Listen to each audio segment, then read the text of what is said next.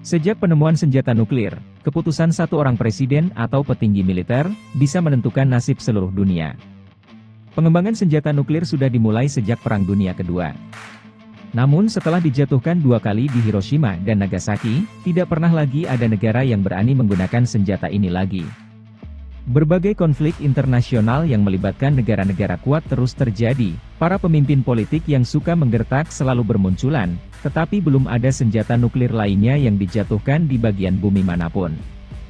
Resiko yang ditimbulkan ketika nuklir dilibatkan dalam peperangan, memang masih membuat siapapun ketakutan.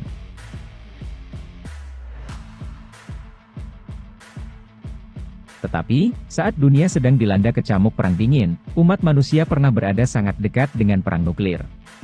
Dunia mungkin berhutang budi pada salah satu perwira Angkatan Laut Soviet. Keputusannya untuk tidak menyetujui peluncuran misil nuklir, telah menyelamatkan dunia dari kehancuran yang tidak terbayangkan. Peristiwa ini dikenal sebagai krisis misil Kuba tahun 1962.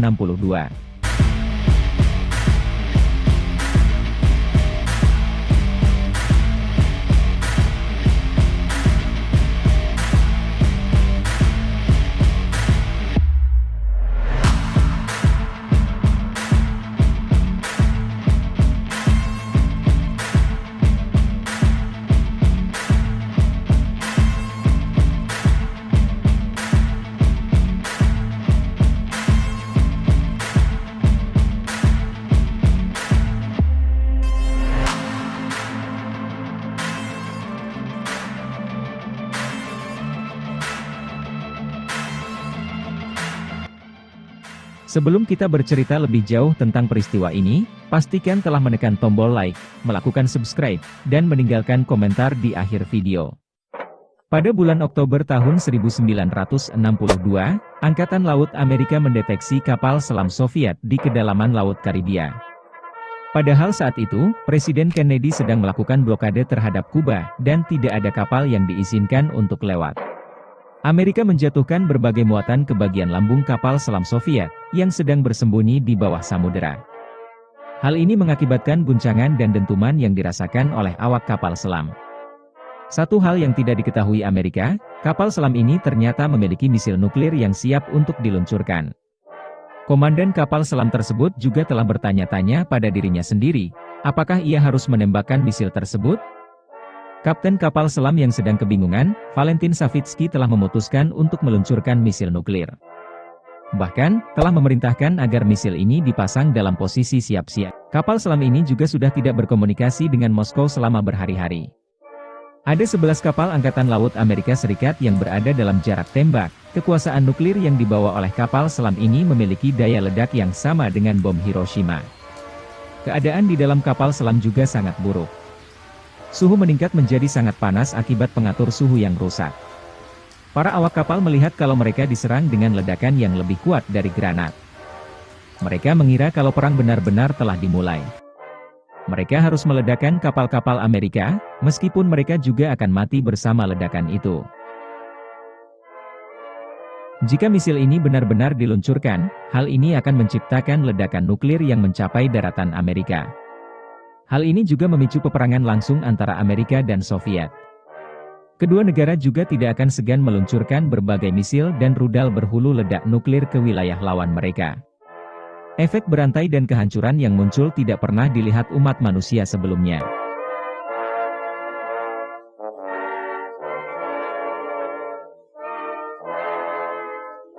Namun misil tersebut tidak diluncurkan. Disinilah Vasily Arkhipov masuk ke dalam cerita. Ia masih berusia 34 tahun saat itu. Ia merupakan perwira angkatan laut yang setara dengan Savitsky, bertanggung jawab memimpikan 3 kapal selam dalam misi rahasia Soviet ke Kuba. Kita tidak pernah tahu secara detail, apa yang disampaikan oleh Arkhipov kepada Savitsky, yang membuatnya mengurungkan niat untuk meluncur misil nuklir. Vasily Arkhipov merupakan salah satu dari 3 perwira tinggi, yang harus memberikan persetujuan untuk peluncuran nuklir di kapal selam tersebut. Ia masih tidak percaya kalau perang telah dimulai, mereka tidak diserang dengan peledak, melainkan hanya diberikan peringatan untuk menjauh. Kapal selam ini pada awalnya dikirim oleh Soviet untuk menyusup ke Kuba. Tetapi tiba-tiba mereka diperintahkan untuk bersembunyi di kedalaman samudera. Mereka terputus dari komunikasi selama beberapa hari, dan tidak mengetahui keadaan di permukaan sama sekali. Amerika Serikat yang mengetahui kalau Soviet diam-diam telah membangun fasilitas nuklir di negara Kuba, lantas melakukan blokade terhadap Kuba, dan tidak mengizinkan ada kapal yang lewat. Sebelum kemudian mendeteksi keberadaan kapal selam Soviet. Setelah mungkin melewati perdebatan panjang, kapal selam ini membatalkan peluncuran nuklir, dan naik ke permukaan. Mereka dihentikan oleh kapal penghancur Amerika Serikat, tetapi diizinkan untuk kembali ke Rusia.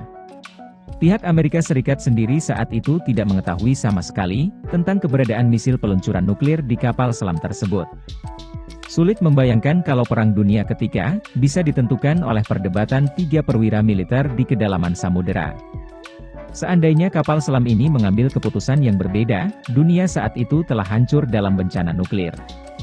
Dan kita semua, mungkin saja tidak akan pernah terlahir di dunia.